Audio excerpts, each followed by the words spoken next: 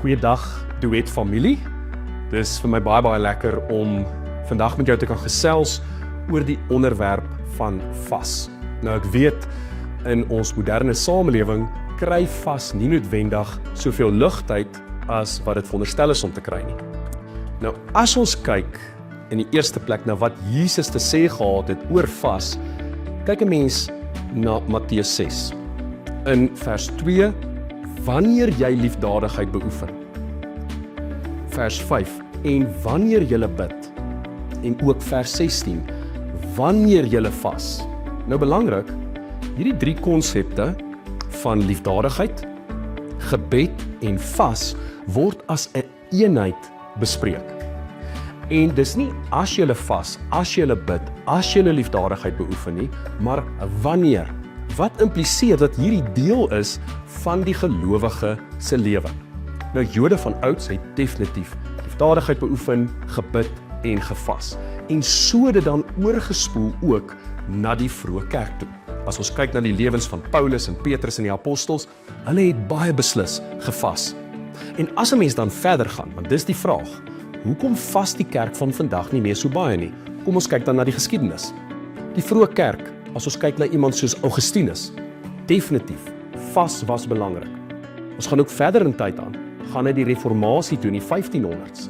Mense soos Johannes Calvin, mense soos Martin Luther, ja, hulle was gekant geweest teen die manier hoe die kerk destyds hierdie praktyke beoefen het, nes Jesus dit hierso aanspreek in Matteus 6. Maar, nie net was hulle ten gunste van vas nie, maar hulle het self ook gevas op 'n gereelde basis. En so gaan ons aan met die tyd, ons kom in die 20ste eeu, en ons kyk na mense soos Dietrich Bonhoeffer, die Duitser wat onder die nasies gelei het terwille van sy geloof in Christus, en dan ook iemand soos C.S. Lewis, baie bekende skrywer, is bekend vir die feit dat vas deel was van hulle lewens. Nou, dis ironies om dan te kyk dat die kerk oor 20 eeue heen op 'n gereelde basis gevas het.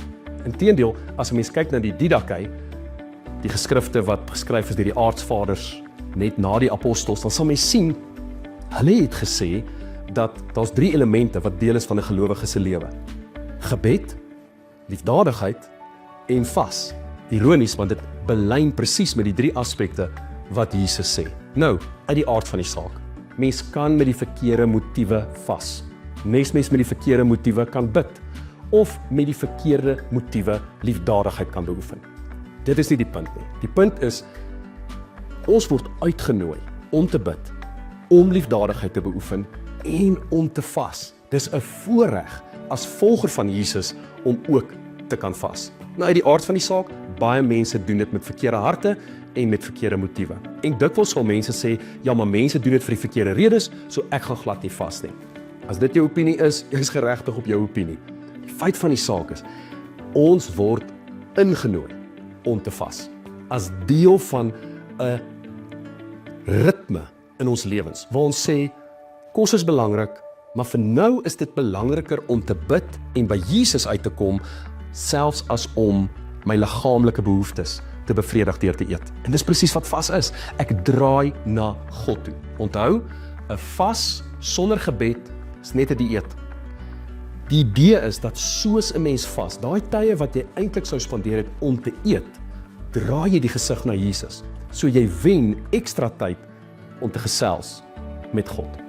So in hierdie tyd van vas, mag dit vir jou 'n ontdekkingsreis wees. Mag jy hierdie uitnodiging aanvaar en self vind, maar wat sê die skrif? Daar's soveel skrif oor vas.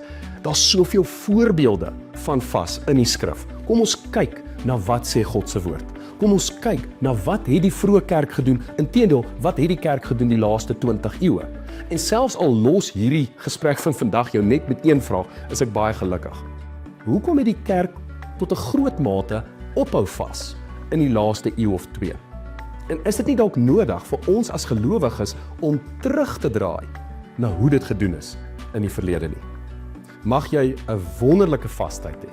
En as die Here met jou hart praat en jou uitnooi in hierdie vastyd en jy sê ja daarvoor, mag daar 'n verdieping wees in jou verhouding met Jesus, want op die eind van die dag is dit die fokus. Die fokus is nie die vas nie. Die fokus is Jesus Christus.